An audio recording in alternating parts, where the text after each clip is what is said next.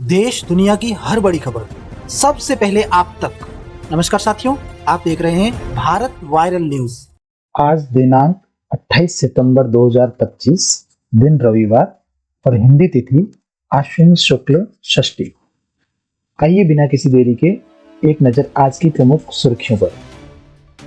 दोस्तों, कल रात तमिलनाडु के करूर नामक स्थान पर एक हृदय विदारक घटना घट गई है। तमिलनाडु के करूर में फिल्म एक्टर विजय थलपति की रैली में शनिवार शाम को भगदड़ मच गई। इसमें 38 लोगों की मौत हो गई। मरने वालों में 16 महिलाएं और 10 बच्चे शामिल हैं। तमिलनाडु के स्वास्थ्य मंत्री M.A. सुब्रमण्यन ने यह जानकारी दी। हादसे में 58 से भी ज्यादा लोग घायल हो गए। आशंका जताई जा रही है कि मरने वालों की संख्या और भी बढ़ सकती है। जानकारी के मुताबिक फिल्म अभिनेता से नेता बने विजय की पार्टी तमिलगा वेट्री कजगम यानी टीवी की रैली में बड़ी संख्या में लोग पहुंचे थे। तस्वीरें आप देख सकते हैं।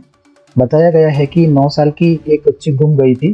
विजय ने मंच से उसे तलाशने की अपील पुलिस और अपने लोगों से की, जिसके बाद वहां भगदड़ जैसे हालात बन गए।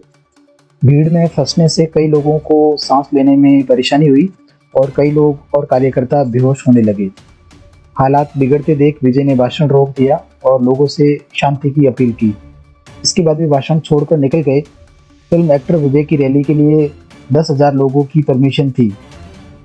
प्रशासन को 50,000 लोगों के जुटने का अनुमान था, लेकिन वहां करीब 1,20,000 लोग एकत्रित हो गए थे। हम मृतकों की आत्मा की शांति और घायलों के शीघ्र ठीक होने की प्रार्थना करते हैं। लद्दाख के सोशल एक्टिविस्ट सोनम वांगचुक की गिरफ्तारी और उन पर NSA यानी कि राष्ट्रीय सुरक्षा कानून लगाया गया है तथा साथ ही पुलिस अब उनके पाकिस्तान और बांग्लादेश से संबंधों की जांच भी करेगी।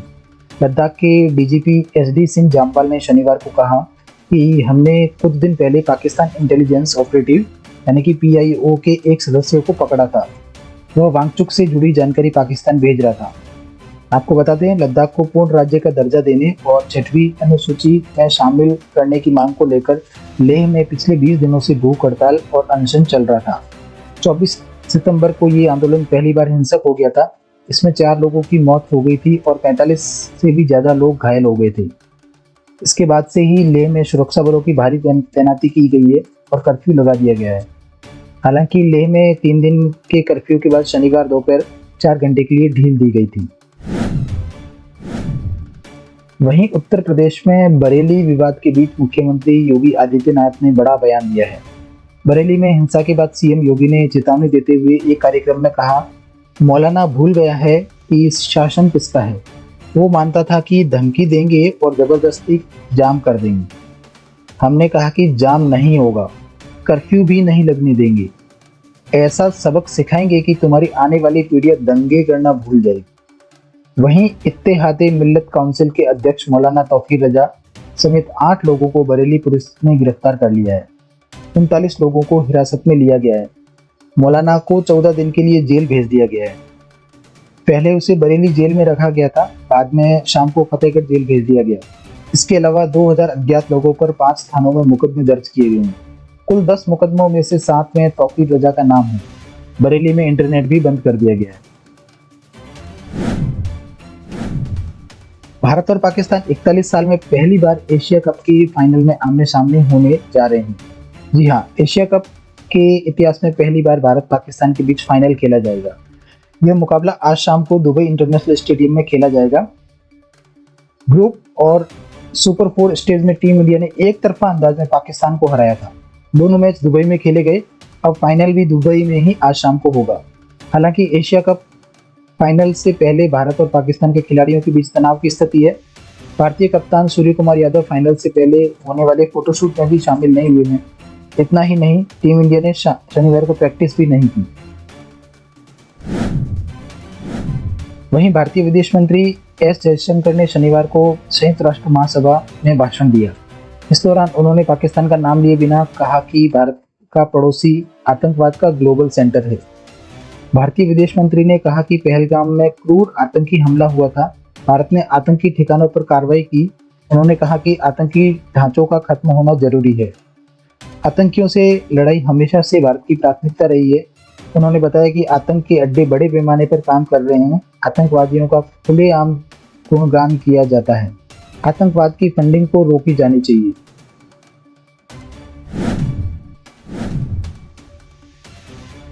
बिहार चुनाव को लेकर अमित शाह ने शनिवार को अररिया में कार्यकर्ताओं को संबोधित किया।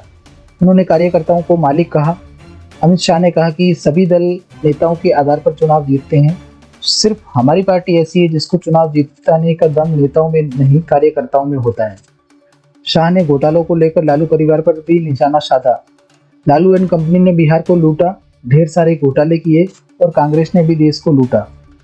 पिछले 11 सालों से देश में नरेंद्र मोदी की सरकार है और हमारे विरोधी हम पर एक पैसे का भी भ्रष्टाचार का आरोप नहीं लगा पाए हैं। शाह ने कहा, यह चुनाव बिहार से घुसपैठियों को बाहर निकालने का चुनाव है। वहीं आरजेडी नेता तेजस्वी यादव ने कर्पूरी अति पिछड़ा अधिकार संवाद कार्यक्रम को संबोधित करते हुए कहा, अब नीतीश कुमार जी बिहार चलाने के योग्य नहीं रह गए, अब उम्र हो गई है।